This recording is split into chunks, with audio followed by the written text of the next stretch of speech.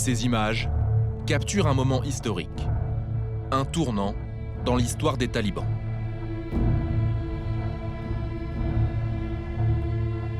Elles ont été filmées il y a 7 ans, en mai 2014, au Qatar, par une agence de presse proche des talibans.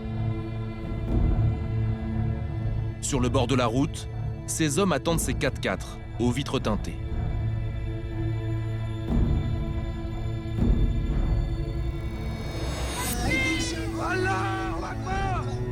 Leurs passagers arrivent directement de la prison américaine de Guantanamo, où ils viennent de passer les 12 dernières années de leur vie.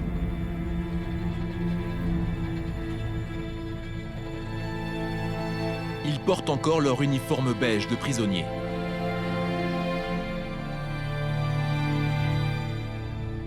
Parmi eux, Mohamed Nabi Omari.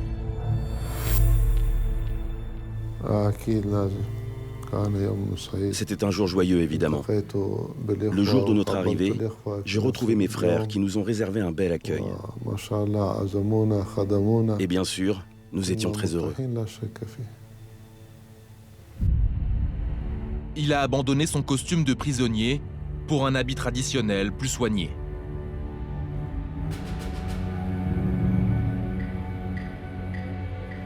Avec lui, 4 autres responsables talibans retrouvent la liberté. De ces 5 hommes, on ne connaissait jusqu'ici que leurs photos de prisonniers prises à Guantanamo.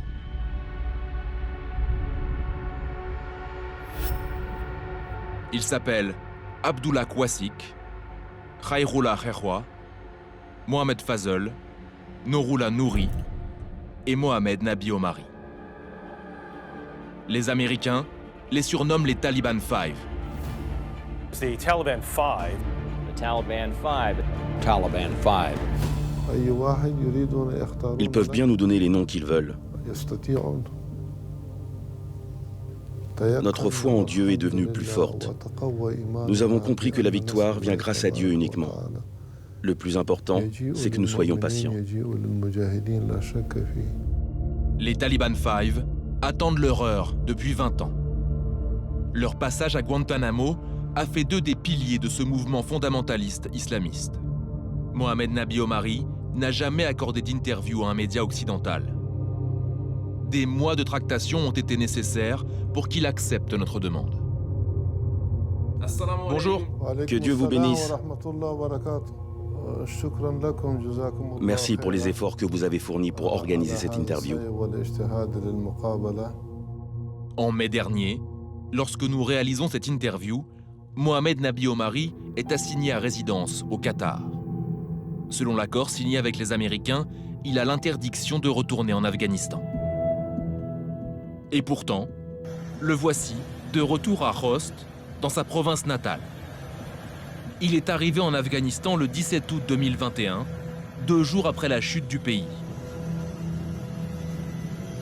Avec lui dans cet avion, affrété spécialement par l'émir du Qatar, le nouveau maître de l'Afghanistan, le Mollah Baradar.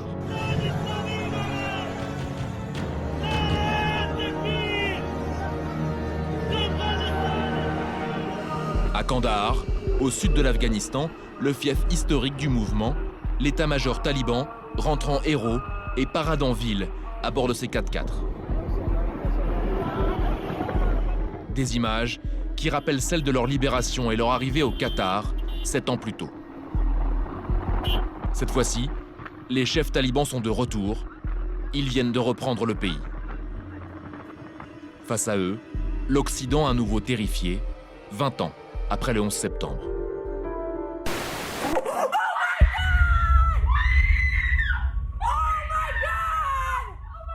« 3000 morts, des milliers de blessés et un choc mondial. Partout dans le monde, les témoins de ce documentaire se souviennent de ce jour qui a marqué l'histoire, à commencer par Mohamed Nabi Omari. J'étais à Kaboul. J'ai entendu ça par les médias. Je me souviens, nous attendions l'hélicoptère qui devait nous ramener à Sarajevo. Il y avait une télévision en fond qui diffusait CNN, et d'un seul coup, nous avons vu les images du premier avion frapper le World Trade Center. Mon chef de camp a débarqué et m'a dit « Général, vous devez voir ça ». Et le temps que j'arrive, le deuxième avion avait frappé à son tour. Nous comprenons à ce moment-là qu'il y a là une attaque terroriste d'une ampleur inégalée, d'une force symbolique très grande. Celui qui a organisé cet attentat se cache en Afghanistan. Ben Laden et son groupe djihadiste Al-Qaïda y ont trouvé refuge, protégés par les talibans, les étudiants en arabe. Depuis 1996, ils imposent à l'Afghanistan un régime totalitaire. Pendant 5 ans, lapidation, exécution sommaire, les femmes sont leurs premières victimes. Les talibans refusent de livrer Ben Laden. Alors George W. Bush leur déclare la guerre. Sur mon ordre, l'armée américaine vient de procéder à des frappes contre des camps d'entraînement terroristes. La puissance de feu américaine est inégalée. Le régime taliban tombe en à peine 3 mois. Leurs plus hauts dirigeants sont capturés et envoyés à Guantanamo. On nous avait dit que nous allions récupérer les pires parmi les pires. Les enquêteurs américains utilisaient la force contre nous. Les Américains nous torturaient, nous frappaient et nous humiliaient. La victoire est écrasante pour la coalition internationale conduite par les États-Unis et à laquelle la France participe activement. Victoire écrasante, victoire éphémère. Sur le terrain, les talibans ne lâcheront jamais les armes. Attentats, embuscades, enlèvements. Ils harcèlent la coalition. Comme en Irak et comme jadis au Vietnam, les Américains s'embourbent. Face à la résistance des talibans, ils finissent par retirer leurs troupes.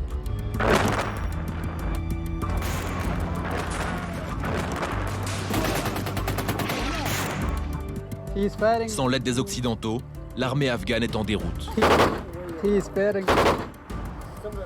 Les talibans sont partout autour de la montagne. Ici, par là aussi. Ils nous encerclent. Avec le départ des dernières troupes américaines, la voie vers Kaboul est libre. Nous avons le déshonneur et la défaite, puisque rien n'empêche le retour des talibans. Les femmes, comme cette magistrate, se sentent à nouveau prises pour cible. J'ai peur, bien sûr. Mais je n'ai pas le choix. Le 15 août dernier, la capitale tombe. À l'heure où je vous parle, les talibans sont maîtres de la quasi-totalité du pays. En quelques heures, et sans résistance, les talibans sont de retour. La vérité, c'est que tout cela s'est déroulé bien plus rapidement que ce que nous avions anticipé. Partout dans la ville, les talibans installent des checkpoints et maintiennent un calme apparent. Les nouveaux maîtres du pays ne cachent pas leur joie de contrôler à nouveau l'Afghanistan.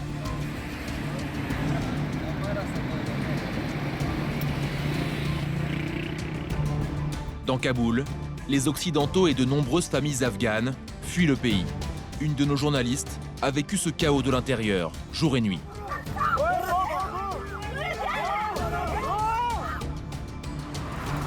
Voici le récit du retour des talibans, 20 ans après le 11 septembre.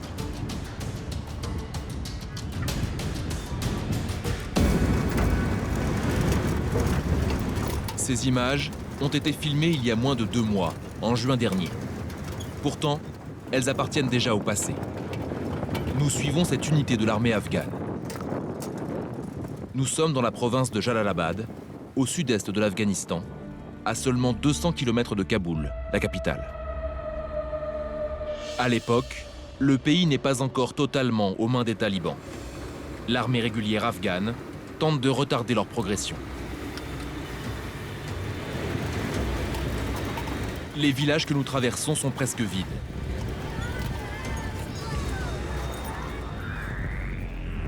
Désertés par les habitants qui fuient les combats.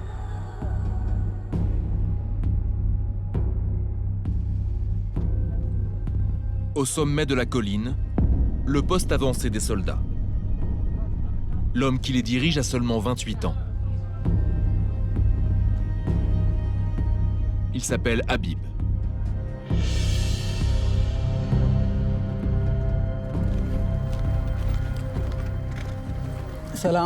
Bonjour, comment ça va?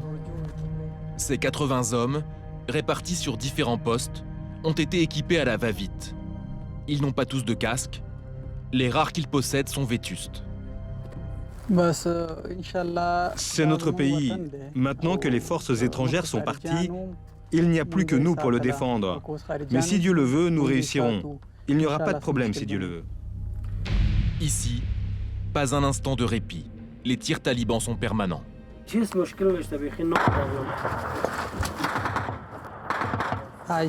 Je vous l'ai dit, c'est dangereux ici. Il faut rester assis. Non, non, restez assis, restez assis.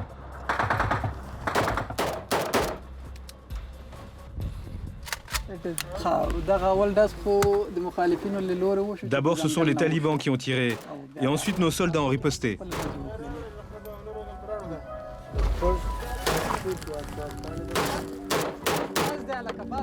Pendant presque 20 ans, cette base a été gérée par l'armée américaine.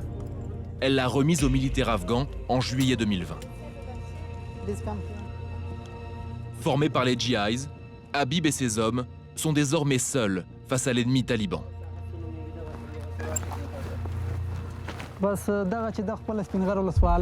Les talibans sont partout autour de la montagne. Ici, par là aussi. Ils nous encerclent. Les talibans sont si proches que descendre chercher du pain dans le village voisin, à quelques centaines de mètres, est dangereux.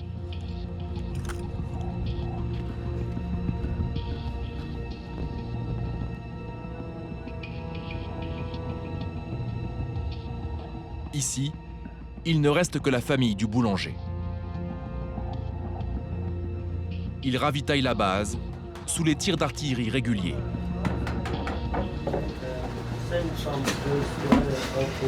Comme lorsque nous commençons une interview.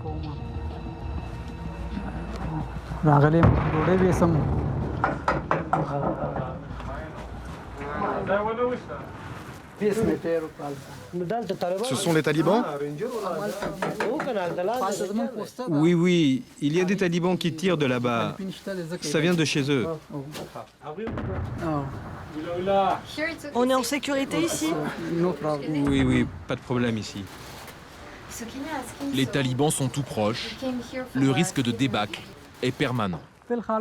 Avant, quand il y avait encore les armées étrangères, c'était plus organisé, on pouvait contrôler la situation. Mais maintenant qu'elles sont parties, c'est vraiment difficile. Les talibans tirent plus souvent. Ils n'ont jamais été aussi forts.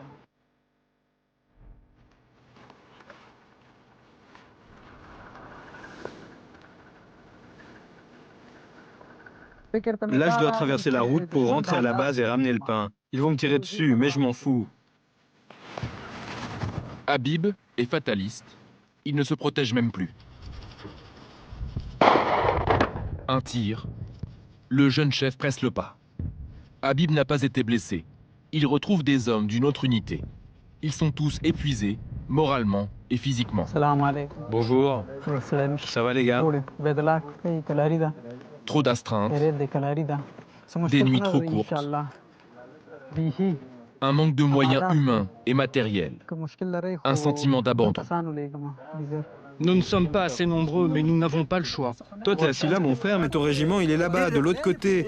Et vos tanks, ils sont encore ailleurs, on ne sait où. Nous sommes seulement 8 à défendre cet endroit et on nous dit qu'on est chargé de toute cette ligne de front. Nous, on a un tank et on a réussi à installer un checkpoint. Vous êtes les premiers à venir ici. Personne n'est jamais venu avant vous pour voir comment on allait. Je vous jure, jusqu'à maintenant, on est livré à nous-mêmes. C'est notre pays, notre patrie, et nous la protégerons quoi qu'il arrive. De toute façon, si nous ne le faisons pas, qui le fera? Ces hommes le savent. Défendre sa patrie contre les talibans, c'est risquer la mort. La preuve, quelques jours après ce tournage, sur cette vidéo amateur. Un massacre. Dans le nord du pays, un groupe de soldats de l'armée afghane se rend, main en l'air, aux talibans.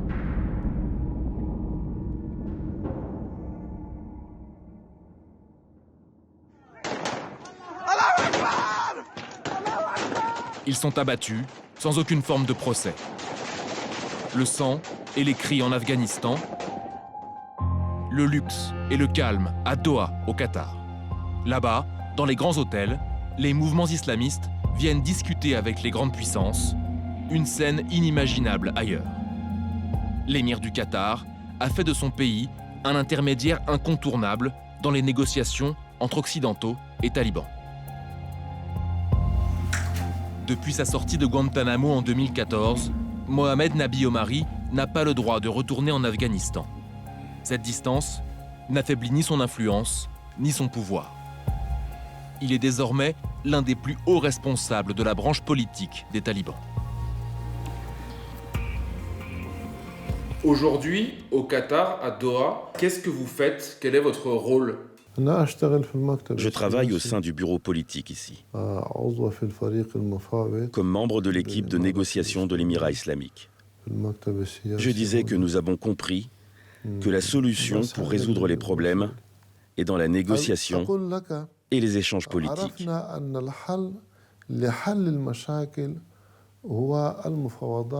Cela s'applique à toutes les affaires, qu'elles soient majeures ou mineures. Nous avons appris ça par l'expérience. Chaque mot est pesé. Chaque parole se veut celle d'un sage. C'est la nouvelle image que les talibans présentent à la face du monde. Mohamed Nabi Omari est un témoin exceptionnel. Son destin raconte à lui seul la naissance et la puissance du mouvement taliban. Au cœur de cet Afghanistan, en état de guerre permanent depuis 40 ans. Loin des fastes de Doha, voici les terres rurales d'Omari.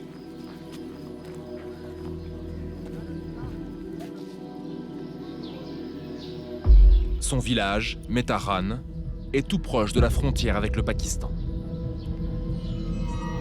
Pour être ici, il faut avoir sa bénédiction. Il est 4 heures du matin, première prière de la journée. Hadj Touti, 58 ans, est le cousin de Nabi Omari.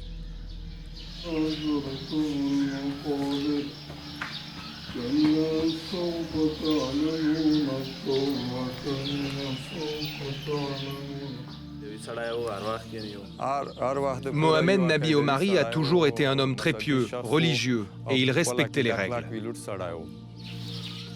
Le chef taliban a grandi dans cet Afghanistan rural.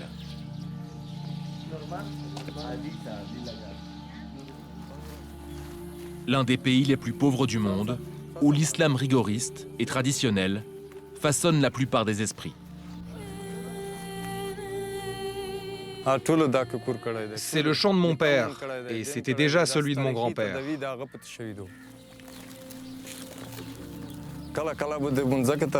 Mon cousin venait lui aussi travailler dans ce champ. Il n'était pas vraiment agriculteur, mais il venait parfois nous aider. Une vie rude, rythmée par le travail des champs, l'apprentissage des textes religieux,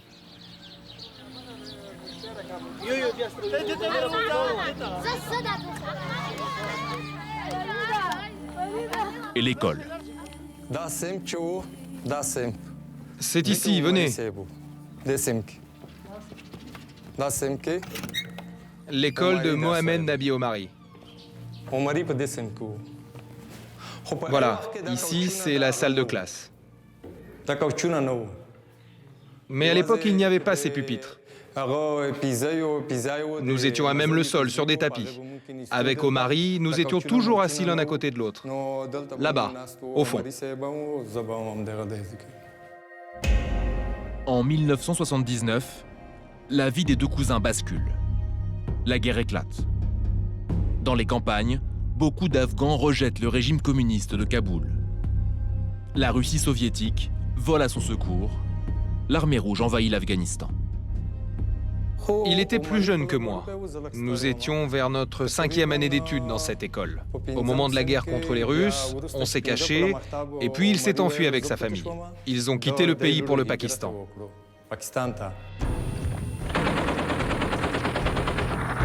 Nabi Omari, le gamin, se retrouve sur la ligne de front contre l'armée soviétique. Il devient un moudjahid, un combattant en arabe.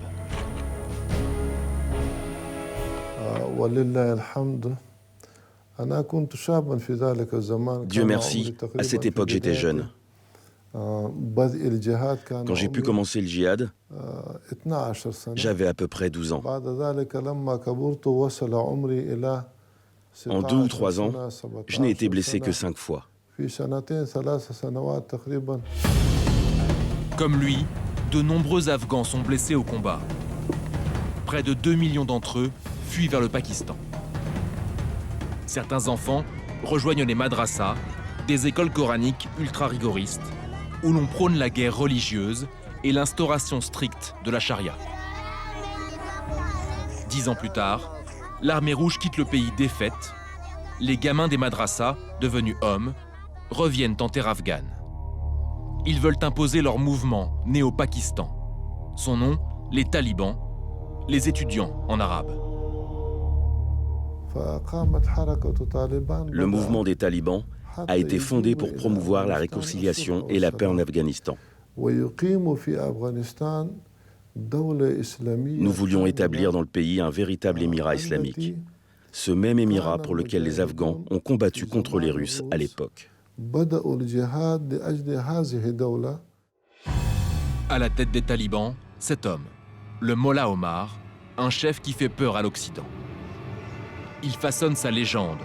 Cette photo, la seule qui existe de lui, n'est pas totalement authentifiée. Leur principal ennemi, c'est Massoud, le lion du Panchir. Pour lui, les talibans sont l'envers obscur de leur religion. L'Afghanistan sombre dans la guerre civile, tribale et religieuse.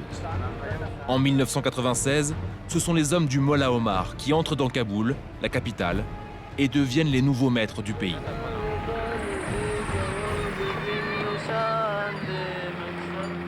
Ceux qui seront plus tard les Taliban 5 sont tous nommés à des postes importants. À Kaboul, Mohamed Nabi Omari est promu directeur de la police aux frontières. Abdullah Quasik, directeur adjoint du renseignement. Mohamed Fazl, chef d'état-major de l'armée talibane. Nourullah Nouri, gouverneur de 2 provinces du nord du pays. Et Reyrullah Kherwa est nommé gouverneur de la région d'Herat. La solidité du mouvement taliban est là. Les combattants aguerris deviennent des cadres politiques. À Kaboul, nous retrouvons l'un d'entre eux. Maulwi Kalamuddin avait un poste clé en 1996, ministre de l'éradication du vice et de la promotion de la vertu. Sous ses ordres, la terrible police des mœurs.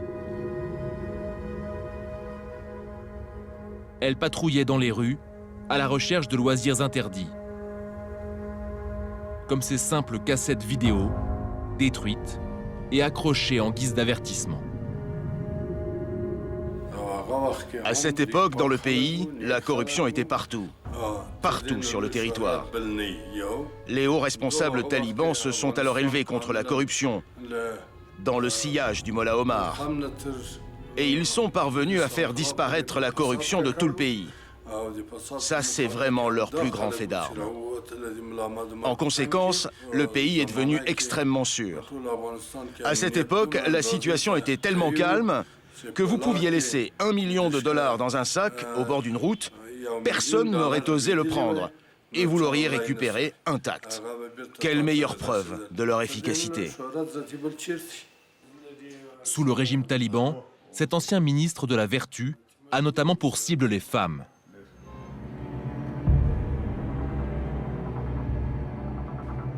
Elles sont traquées au quotidien.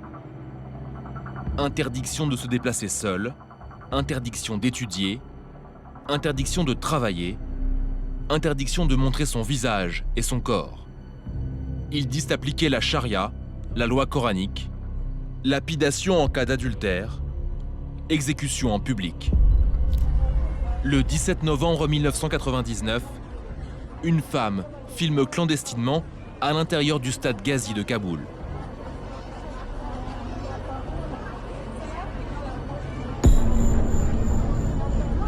C'est un assassinat devant un stade plein.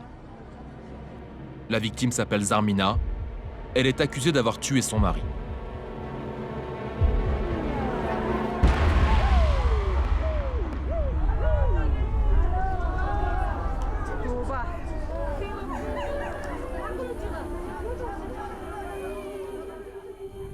Cette vidéo va mettre le sort des Afghanes sur le devant de la scène internationale.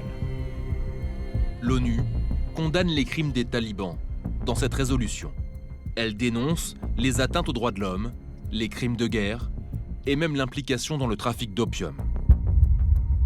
Ceux qui prenaient la morale se retrouvent affichés parmi les plus grands trafiquants de drogue dans le monde. Pour la communauté internationale, les talibans sont un danger pour leur peuple et pour le reste du monde. Car le Mollah Omar ouvre son territoire aux combattants d'un groupe djihadiste alors méconnu qui marquera le début du XXIe siècle, Al-Qaïda. Son chef, Oussama Ben Laden, connaît l'Afghanistan. Il a participé à l'internationale islamiste qui a fait la guerre contre les soviétiques. Il trouve en Afghanistan l'endroit idéal pour installer ses camps d'entraînement. Les talibans se considèrent comme les protecteurs du djihad mondial. Nabi Omari a vu arriver ces étrangers. Certains musulmans sont venus en Afghanistan à partir des années 90 à la recherche de la sécurité. Une sécurité qu'ils n'avaient pas trouvée dans leur propre pays. Ils considéraient que leur pays et leur gouvernement étaient dangereux pour leur sécurité. Voilà pourquoi ils ont migré en Afghanistan. Les recrues affluent du monde entier, dont une poignée de Français. Parmi eux, il y a Mourad Benchelali. En juillet 2001, il quitte la banlieue de Lyon pour l'Afghanistan. Son grand frère lui a promis de l'aventure, sans lui parler de rejoindre Al-Qaïda. J'étais un gamin encore, je pense, en tout cas très immature et qui voyait l'occasion simplement de voyager, de sortir du quartier, de vivre une expérience extraordinaire, etc. Et c'est vrai qu'avec le recul, c'est une chose qui est difficilement compréhensible. Dès les premières semaines, je me vois imposer un entraînement militaire et qui va devenir un entraînement terroriste. Donc ça bascule en fait. Donc là, ce que moi j'imaginais naïvement, très naïvement être des vacances, devient en fait un embrigadement terroriste en fait. Mourad Benchelali lutte aujourd'hui contre la radicalisation. Mais en 2001, quelques semaines à peine avant les attentats, il est dans un camp secret d'Al-Qaïda. Il entend les prêches de Ben Laden. Il est venu plusieurs fois, il y avait une mosquée dans le camp, donc il venait faire des discours religieux dans lesquels principalement il désignait les Américains comme étant les chefs des mécréants. C'était la cible que les musulmans devaient avoir en premier. Et puis il est venu aussi apporter un concept qui était en tout cas de mon point de vue évidemment nouveau, en tout cas c'est la première fois de ma vie que j'entends ça. Il vient prôner ce que lui appelait les attentats suicides, donc des opérations martyrs. Quelques jours après ce discours, Ben Laden met ses menaces à exécution. Je ne sais pas ce que c'est, cette fumée noire. 11 septembre 2001. Près de 3000 morts.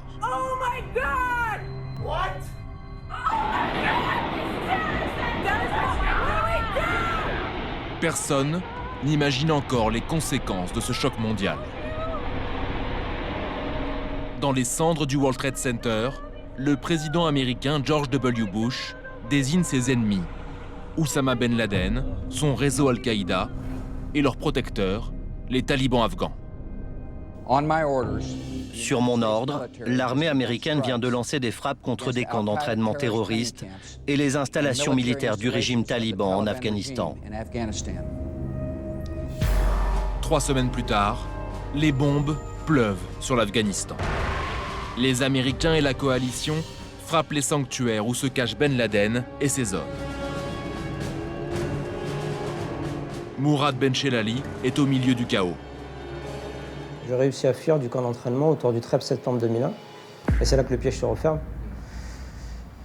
Parce que je comprends qu'il y a un lien direct entre l'endroit par lequel je suis passé,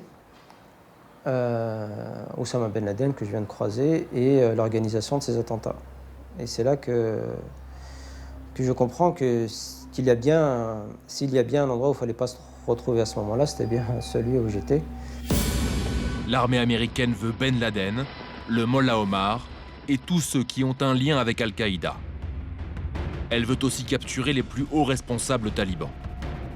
Parmi eux, Nabi Omari, alors chef de la police aux frontières.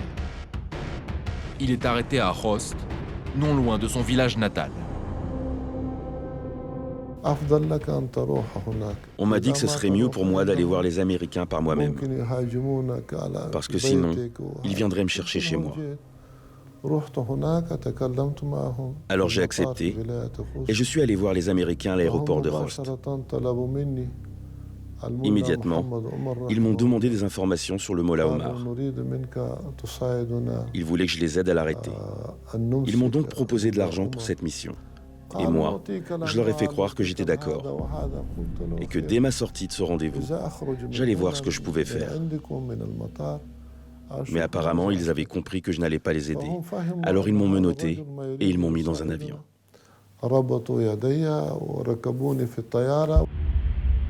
D'abord détenu en Afghanistan, il est ensuite embarqué clandestinement pour une destination alors inconnue.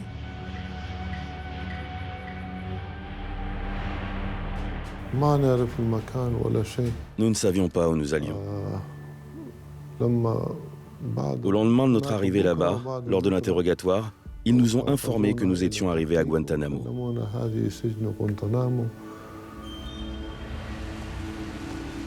Traverse City, État du Michigan, à 11 000 km de l'Afghanistan. Cet homme, qui coule une retraite paisible, est l'architecte du camp de Guantanamo, devenu symbole mondial de l'arbitraire et de la torture. Michael Lehnert était général de division dans le corps des Marines. Nous n'avions aucun endroit, nulle part où mettre les prisonniers que nous arrêtions.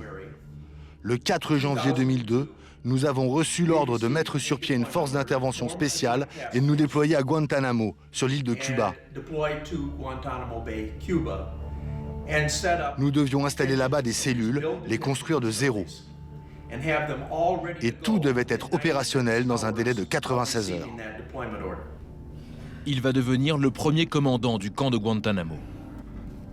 Le camp X-Ray, c'était le premier endroit où les détenus de Guantanamo étaient gardés. C'était une série de cellules, chacune de 3 mètres sur 3. Il y avait seulement un toit en tôle pour protéger de la pluie et du soleil. Mais c'était des conditions plutôt primitives. Le 11 janvier 2002, Michael Lehnert reçoit l'ordre d'organiser l'arrivée des premiers détenus en provenance d'Afghanistan. Cette photo a été déclassifiée, donc je peux vous la montrer. Voilà, ce sont les tout premiers détenus qui arrivent au camp X-Ray.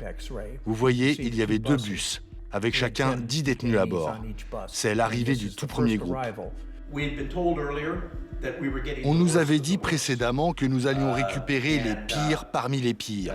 Donc, quand ils ont atterri, ils ont été accueillis par la police militaire. Il y avait beaucoup de sécurité autour du bus. Les pires parmi les pires sont rejoints quelques jours plus tard par Mourad Benchelali, le jeune Français. Je me souviens, j'arrive au camp X-Ray, ce sont des cages en extérieur, des enclos grillagés, il fait très chaud. C'est très violent. On est très mal accueillis, les Américains sont très violents avec nous, on nous insulte, on nous frappe. En tout cas, on comprend que c'est très tendu et que les Américains nous considèrent comme leurs ennemis. Et donc, je sais à ce moment-là que la détention va être difficile. Et puis, il y a surtout ces interrogatoires qui commencent par la CIA, le FBI, les services de renseignement européens aussi, qui nous interrogent régulièrement. Et on est interrogé vraiment beaucoup. Parfois, les interrogatoires se passent bien et parfois, ils se passent mal. La CIA utilise ce qu'eux ont appelé des techniques d'interrogatoire musclé. Ce sont des techniques qu'eux utilisaient parce qu'eux considéraient qu'il fallait faire souffrir les détenus psychologiquement ou physiquement pour obtenir des informations. À Guantanamo, tout le monde est logé à la même enseigne. Détention illégale et torture. Mohamed Nabi Omari sera détenu pendant 12 ans.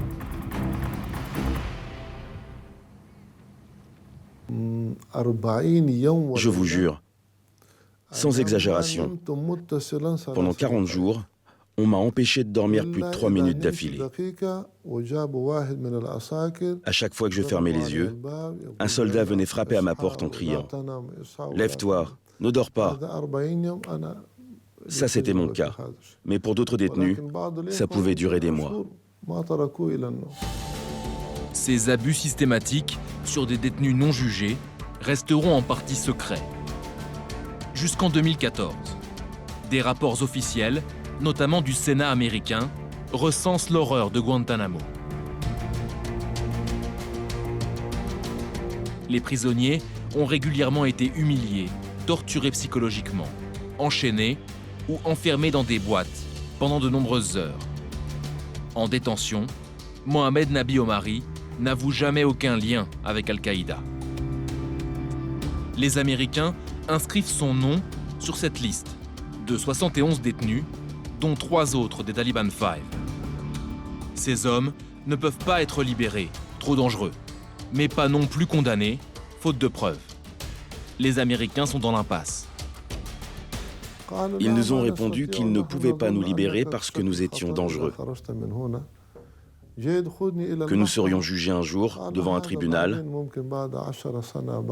mais pas avant 10 ou 20 ans. Parce qu'à l'époque, ils disaient qu'ils n'avaient pas assez de preuves pour nous inculper.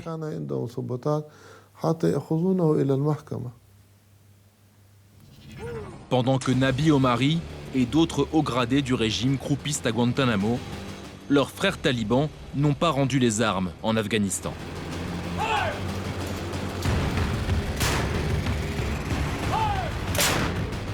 Ils opposent une résistance féroce aux troupes de la coalition internationale, conduite par les États-Unis, et à laquelle la France participe. En l'espace de 10 ans, les talibans reconquièrent l'Afghanistan, province après province.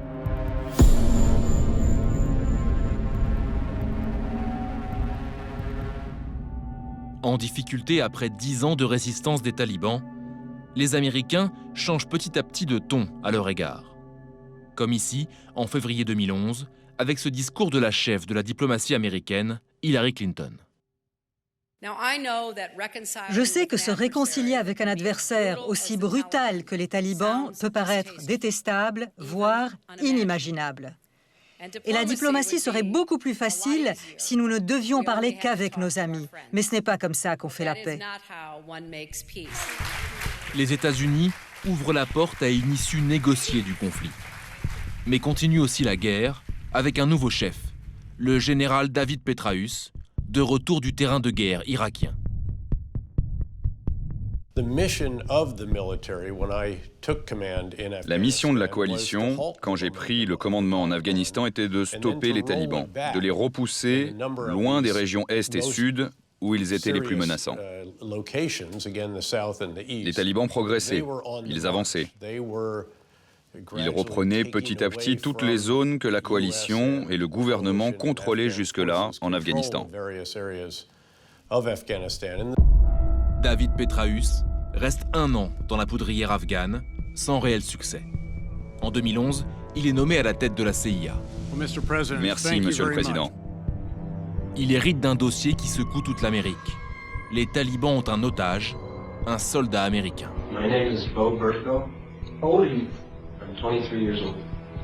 Ses ravisseurs publient une vidéo pour prouver qu'il est en vie.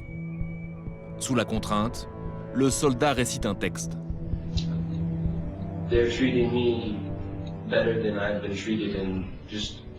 as a guest in a regular household in America. I mean, they literally are treating me like a guest here. Cette vidéo n'est pas une annonce d'exécution, mais enclenche une longue période de négociations entre talibans et Américains. Nous avions une idée plutôt précise du groupe qui le retenait en otage et une idée plus vague de l'endroit où il était détenu. Nous avons utilisé une partie de nos précieuses informations issues de notre travail de surveillance et de renseignement pour déterminer exactement où il était retenu prisonnier. Mais au bout du compte, nous avons dû engager des négociations pour le récupérer. Ces négociations ultra-secrètes sont un tournant, un rapprochement inédit entre les deux camps. Les pourparlers prendront plusieurs années. Les ravisseurs du soldat américain sont des frères d'armes de Nabi Omari. En échange de l'otage, les talibans réclament sa libération et celle de 4 de leurs plus hauts responsables enfermés à Guantanamo. Abdullah Quasik, Khairullah Khairwa, Mohamed Fazl, Nouroullah Nouri et Mohamed Nabi Omari. Le destin des 5 hommes est désormais lié. Les Américains les affublent de leur fameux surnom, les Taliban Five. Les frères qui ont capturé le soldat américain nous connaissaient. À Guantanamo, il y avait pas mal d'Afghans et d'Arabes. Mais les frères nous connaissaient personnellement. C'est pour ça qu'ils ont demandé notre libération. En réalité, ils ont demandé la libération d'une dizaine de personnes, mais les Américains ont refusé. Toutes ces négociations entre les frères et les Américains ont eu lieu ici, à notre bureau du Qatar. Le Qatar, accusé d'avoir financé certains groupes terroristes islamistes sunnites, accepte d'héberger à Doha 2 ambassades afghanes depuis 2012. L'officielle du gouvernement et celle des talibans, avec son propre drapeau, le drapeau blanc de ce qu'ils appellent l'Émirat islamique d'Afghanistan. C'est ce bureau diplomatique qui négocie la libération des Taliban Five.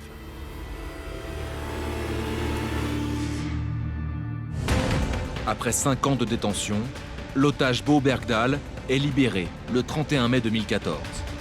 Les talibans diffusent la vidéo de l'événement, digne d'un film d'espionnage.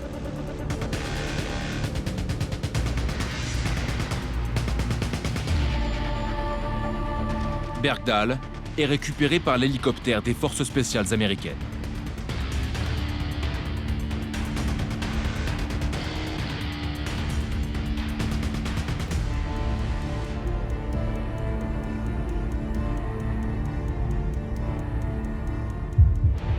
Le même jour, les Taliban Five arrivent à Doha en provenance directe de Guantanamo.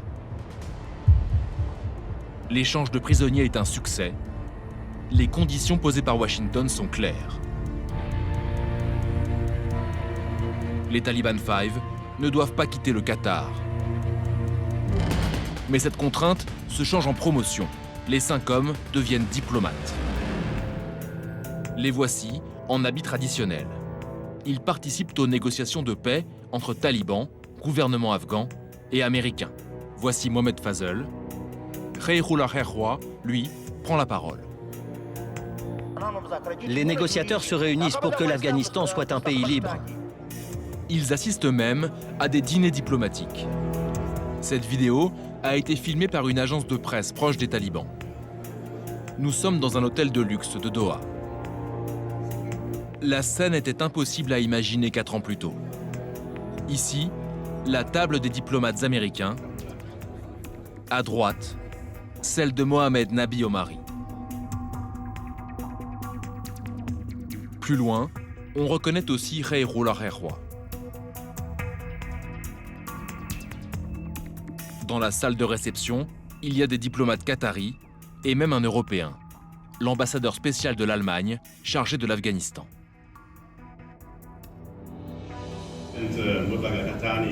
Je voudrais remercier les autorités qataries, le ministre des Affaires étrangères Rattani, pour la parfaite organisation de ces réunions, notre belle coopération pour une juste cause.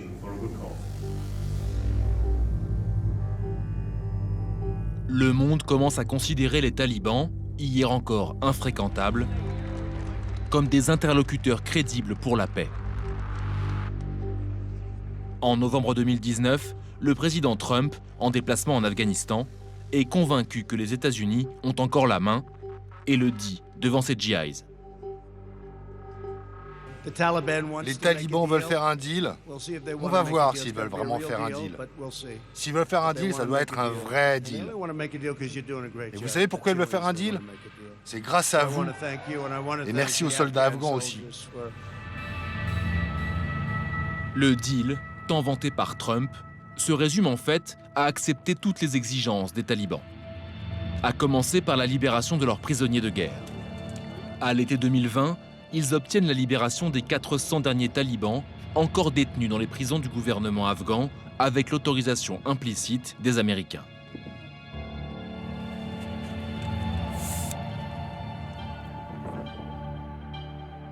Beaucoup ont du sang sur les mains.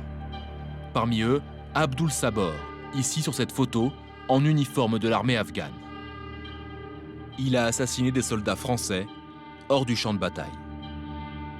Le capitaine Christophe Schnetterle, le major Denis Estin, tous deux 45 ans, l'adjudant Svilen Simeonov, 34 ans, le maréchal des logis Geoffrey Bomela, 27 ans, et le major Fabien Wilm, 43 ans.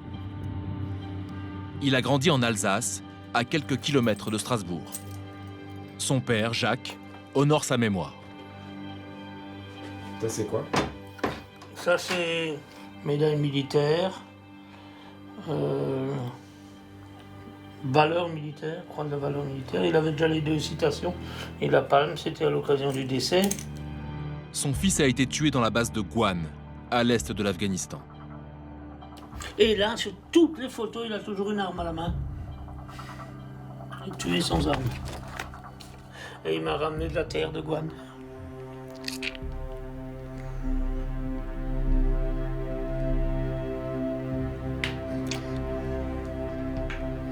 Les trucs qu'on retrouve comme ça.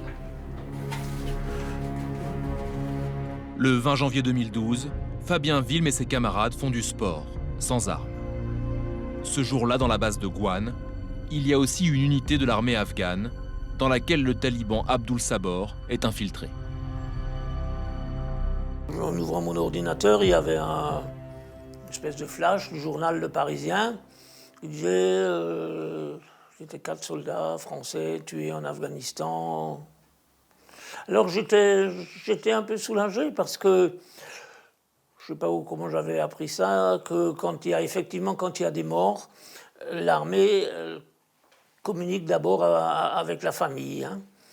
Et comme je n'avais pas été informé, je me suis dit, bon, bah, c'est pas Fabien. Hein. Demi-heure après, j'ai un appel téléphonique. Ça m'a pris, c'est comme ça que je l'ai appris. Hein. La photo de l'assaillant le montre en uniforme de l'armée afghane, aux côtés d'un soldat français. Il a vidé ses 2 chargeurs. Il y en a... Apparemment, il a même dû achever les blessés qui étaient certains blessés qui étaient déjà tombés. Et puis, il a été arrêté tout de suite par les autorités afghanes, apparemment. Le taliban est condamné à mort par la justice afghane. Sa peine ne sera jamais exécutée. Très inquiet, Jacques Wilm écrit au ministre de la Défense de l'époque. Une question me taraude toujours. Qu'est-il advenu du nommé Abdul Sabor le tueur?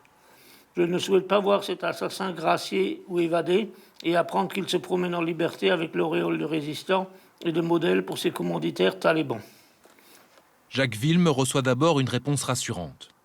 Puis, en juillet 2020, une deuxième lettre signée de la main de la ministre de la Défense, Florence Parly. Un choc.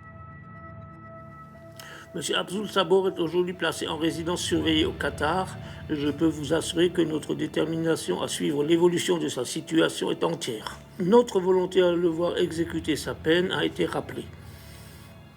Notre mobilisation ne préjuge toutefois pas des décisions qui seront prises.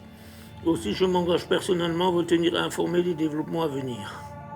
La ministre admet officiellement que l'assassin de 5 de ses soldats est réfugié au Qatar. Qu'est-ce que vous comprenez dans cette lettre? La France n'avait pas grand-chose à dire. La France n'a aucun poids pour obtenir justice. Son absence des négociations de Doha est une décision de François Hollande, alors président de la République. Est-ce que la France, sous votre présidence, a établi des contacts à Doha? Non. À aucun moment, la France, sous mon autorité, n'a discuté avec quelque délégation que ce soit des talibans. Et c'est la raison pour laquelle j'ai déploré que dans le cadre de cette négociation, et de manière unilatérale, les autorités afghanes, avec sans doute l'assentiment des États-Unis, aient pu libérer 400 talibans dont on sait qu'ils avaient du sang sur les mains, qu'ils avaient attaqué ou des positions des forces de l'OTAN ou les nôtres. Bien sûr, certains frères ont été accusés de meurtre. Mais à mon avis, ce n'est rien par rapport à l'importance de l'instauration de la sécurité et de la paix en Afghanistan. Il serait donc plus sage de laisser tomber ce genre d'affaires personnelles qui ne sont rien comparé à l'intérêt supérieur de la nation. Dans un acte de paix, il y a toujours, à un moment, une forme d'amnistie générale pour que, justement, la stabilité puisse être retrouvée. Sauf que là, nous avons, si je puis dire, et le déshonneur, puisqu'il libère des personnes qui ont été directement impliquées contre nous, et la défaite, puisque rien n'empêche le retour des talibans. Donc je considère que c'est une négociation qui n'a pas été conduite comme il convenait, parce qu'il y a des criminels qui ont été ainsi libérés, qui trouvent refuge en plus au Qatar, et en plus que les talibans n'ont en aucune manière renoncé à leur belligérance. Si ça avait été le cas, on pourrait dire, bon, au nom de la paix, nous pouvons considérer, même si c'est très douloureux, nous consentons à cette contrepartie. Mais où est la paix? Dans le courant de ce mois de juin 2021, la paix à Kaboul n'a plus que quelques semaines devant elle.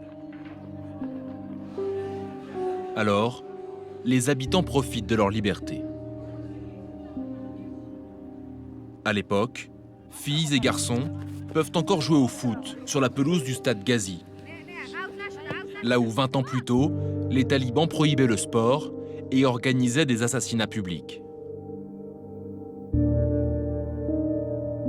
Les Kaboulis le savent, les talibans progressent partout dans le pays. Un compte à rebours est enclenché. Cette femme est en danger. Rahima Reza est juge, fonctionnaire du gouvernement. C'est une atmosphère de guerre. Tout le monde a peur. Moi, je demande toujours à mon chauffeur de surveiller la voiture, en permanence. Il doit toujours jeter un œil à ce qu'il se passe derrière nous, au cas où quelqu'un profite d'un ralentissement pour placer une bombe sous la voiture.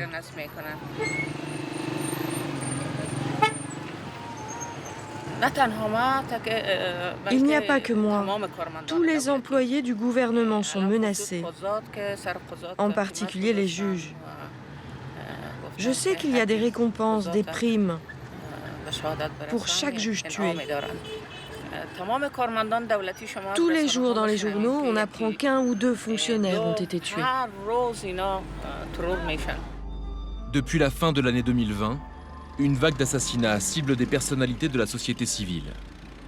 En janvier, 2 collègues de la juge Reza ont été tués, en pleine rue. Kadriya Yassini et Zakia Eraoui. Des attaques non revendiquées, mais qui portent la marque des talibans. Bien sûr que ce sont les talibans. Qui d'autre? C'est évident qu'ils sont derrière tous ces attentats. Les meurtres, les massacres. J'ai peur, bien sûr. J'ai peur qu'un jour ce soit mon tour. Quand elle se rend à son bureau au tribunal, et partout où elle se déplace, la juge Reza est escortée par des hommes armés. Elle est l'une des 200 femmes à occuper un poste de magistrate en Afghanistan. Elle est juge aux affaires familiales. Aujourd'hui, elle reçoit cette femme qui réclame le divorce. Son mari a pris une deuxième épouse sans la prévenir et refuse de subvenir à ses besoins. Alors, monsieur le procureur et madame, quel est votre nom? Ma chère, levez-vous. Aujourd'hui, notre cour veut vous annoncer que nous confirmons la décision que vous aviez eue en première instance, à savoir qu'on vous accordait le divorce. Voilà, la séance est levée.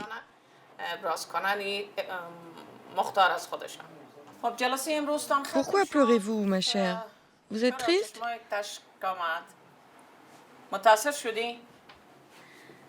Non, je suis heureuse. Si vous me le permettez, j'aimerais embrasser vos mains. Pardon? Embrasser vos mains. Non, non, ce n'est pas nécessaire. C'est notre travail. Nous sommes au service du peuple. Cela me suffit de savoir que vous êtes libre et en paix. Ne pleurez pas, s'il vous plaît. Soyez une femme et une maman forte. Merci à tous. Avec le retour des talibans, cette femme sera-t-elle autorisée à divorcer? Dans l'Afghanistan des talibans, Rahima Reza pourra-t-elle exercer son métier de juge? Les talibans de 2021 harcèleront-ils les femmes ou ont-ils évolué? Nous reconnaissons les droits des femmes. Nous avons donné aux femmes leurs droits.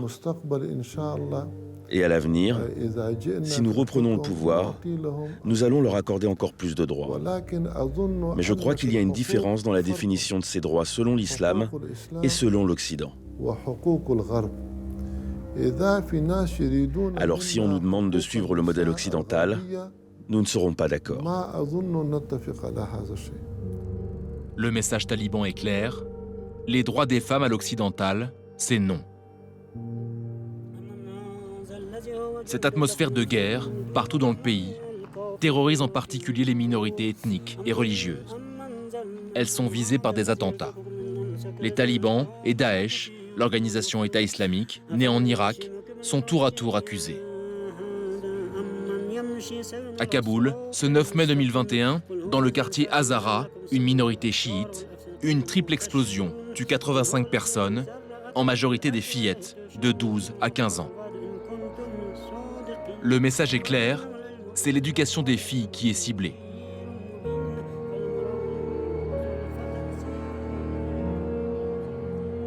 Sabira était scolarisée ici. Après l'attentat, c'est la première fois que tu reviens ici? Oui. Quand l'école pourra rouvrir, je reviendrai étudier ici. Je veux continuer mes études. Je ne laisserai pas nos ennemis arriver à leur fin.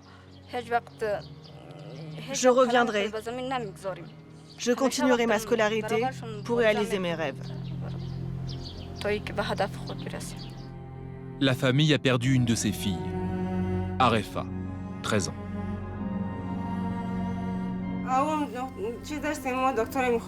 Elle était brillante. Nous avions beaucoup d'espoir pour elle. Elle disait qu'elle voulait être médecin et rendre service aux femmes. La veille de l'attaque, elle veillait tard.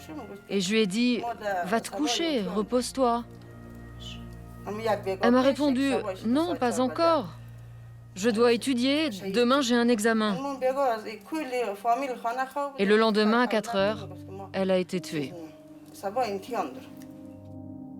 L'attentat hante toujours Sabira.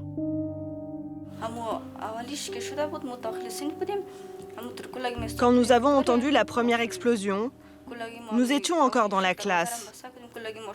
Nous nous apprêtions à partir. Puis une deuxième explosion s'est produite. Alors nous avons essayé de fuir en passant par les fenêtres. Et puis une troisième explosion. Et là, nous étions totalement perdus. Nous ne savions pas quoi faire, à part fuir.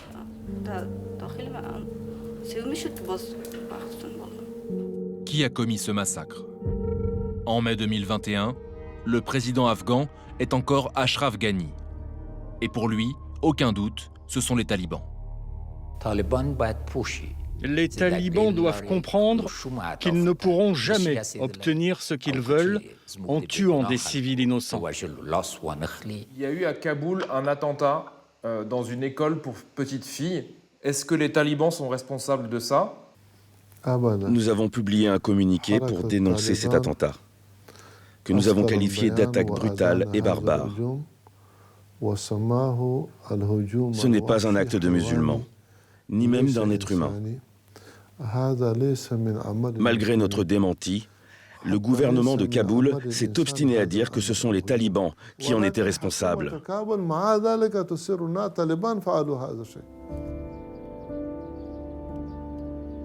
Officiellement, personne n'a revendiqué l'attaque.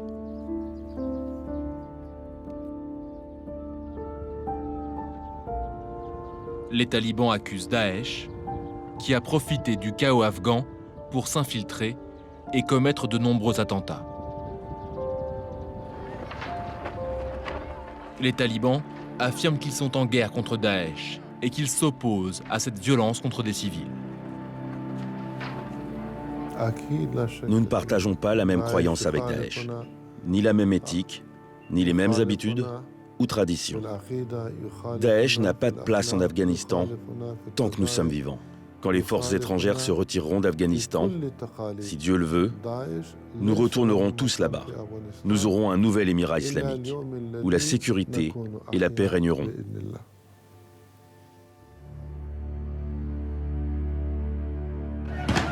16 août 2021, aéroport de Kaboul. Des scènes d'une immense puissance symbolique qui appartiennent déjà à l'histoire. Des centaines d'Afghans tentent de monter à bord d'un avion américain.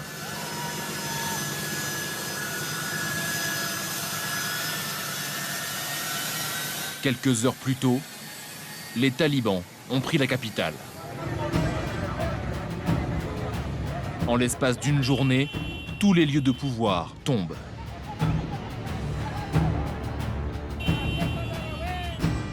Ici, le ministère de l'Éducation. Ici, un des quartiers généraux de la police.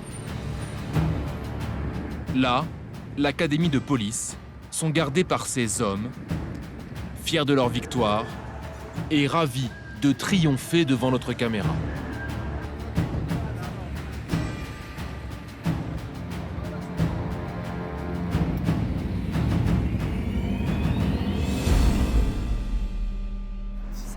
En réalité, nous sommes beaucoup. Nos soldats arrivent. Nous serons de plus en plus nombreux si Dieu le veut. Nous sommes du ministère de l'Intérieur. Nos soldats arrivent. Ils sont plus qu'avant. Des milliers de talibans sont en route. Dans les avenues de Kaboul, ils paradent dans les pick-up tout juste pillés à l'armée afghane. Et même dans les 4x4 de la police qu'ils viennent de récupérer.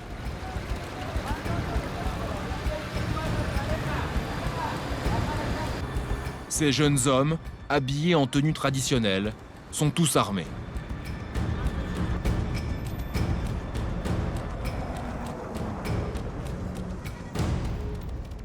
Au même moment, les plus hauts dignitaires talibans, toujours au Qatar, se filment en train d'assister à la prise télévisée du palais présidentiel qui va faire le tour du monde.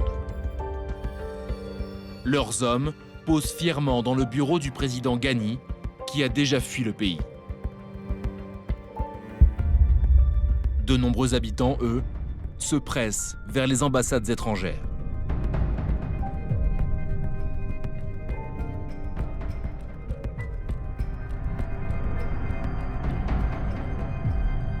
Dans le quartier diplomatique de Kaboul, ressortissants français et afghans se réfugient à l'ambassade de France.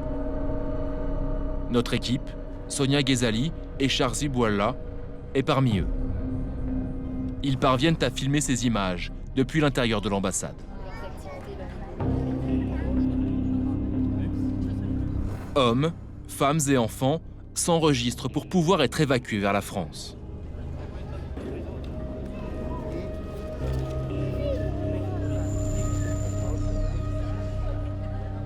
Avant de quitter Kaboul, nous décidons de contacter Habib, le jeune militaire, chef de l'avant-poste que nous avions filmé quelques semaines plus tôt, alors qu'il se faisait tirer dessus par les talibans.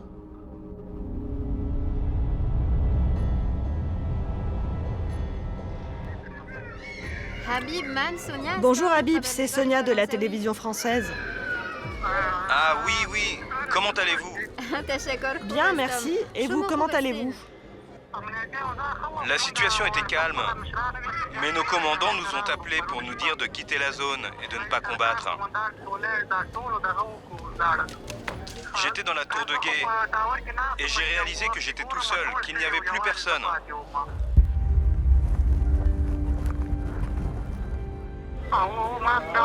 Alors à minuit, j'ai éteint les phares de ma voiture et j'ai fui.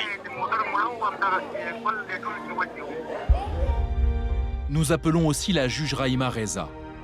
Quelques semaines plus tôt, elle travaillait encore normalement au tribunal de Kaboul.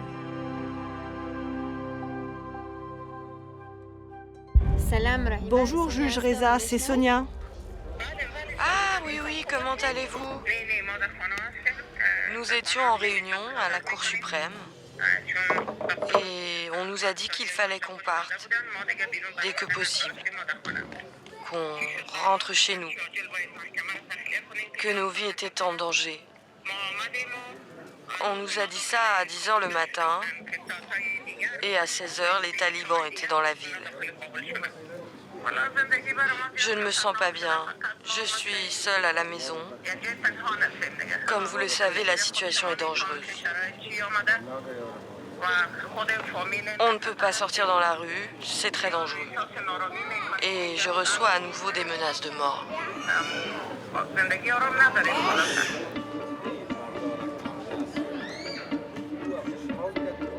Notre équipe va rester bloquée pendant 3 jours à l'ambassade de France avant d'être embarquée, de nuit, vers l'aéroport de Kaboul.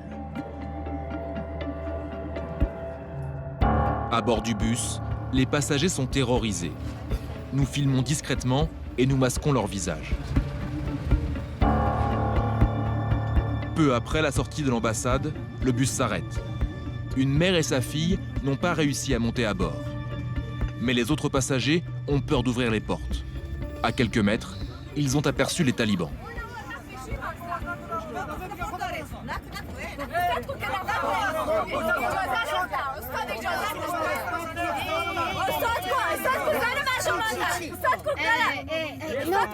Please, don't cry. Hey, don't shout like this.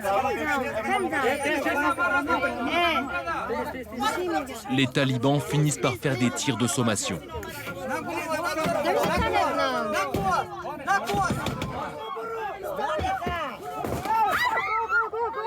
Les 2 femmes ont réussi à monter, le bus repart. Trajet sous haute tension, après de nombreux checkpoints, les passagers sont enfin à l'entrée de l'aéroport. Ils se retrouvent sous la protection des forces spéciales américaines et françaises.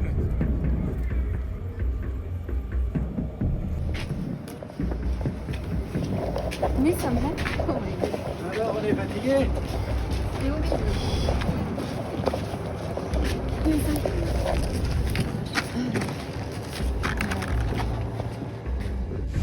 Le lendemain matin, nous réussissons à prendre l'avion pour Paris.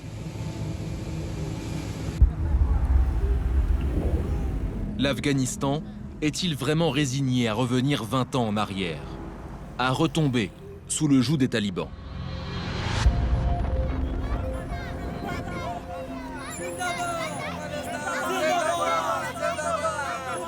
Quelques jours seulement après la chute de Kaboul, scène incroyable en plein milieu de la capitale. Les drapeaux noirs, rouges et verts du pays sont brandis en signe de défi aux talibans, eux qui imposent leur drapeau blanc. Ces images ont été filmées jeudi 19 août par Jordan Byron, journaliste, membre de notre équipe. Ces femmes et ces hommes crient Zindabad, longue vie à l'Afghanistan. Au cœur de Kaboul, ils protestent contre la reddition de leur armée, la fuite de leur gouvernement et le retour des talibans.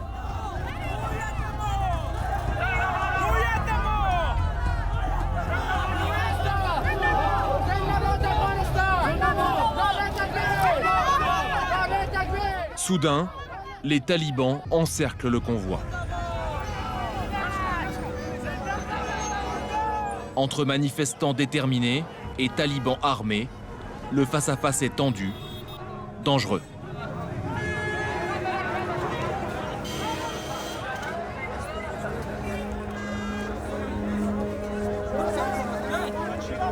Ce taliban pointe son arme sur cet enfant qui manifeste. Un autre le gifle.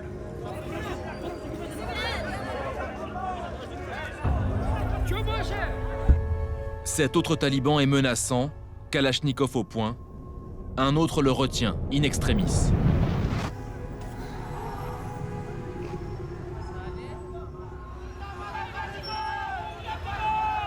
À Kaboul, mais aussi dans d'autres villes du pays, des premiers signes de contestation comme celui-ci émergent. 20 ans après le 11 septembre, une partie de la jeune génération afghane ose dire non. Non à un régime totalitaire, non à un système qui bafoue leur liberté et ne respecte pas les droits des femmes.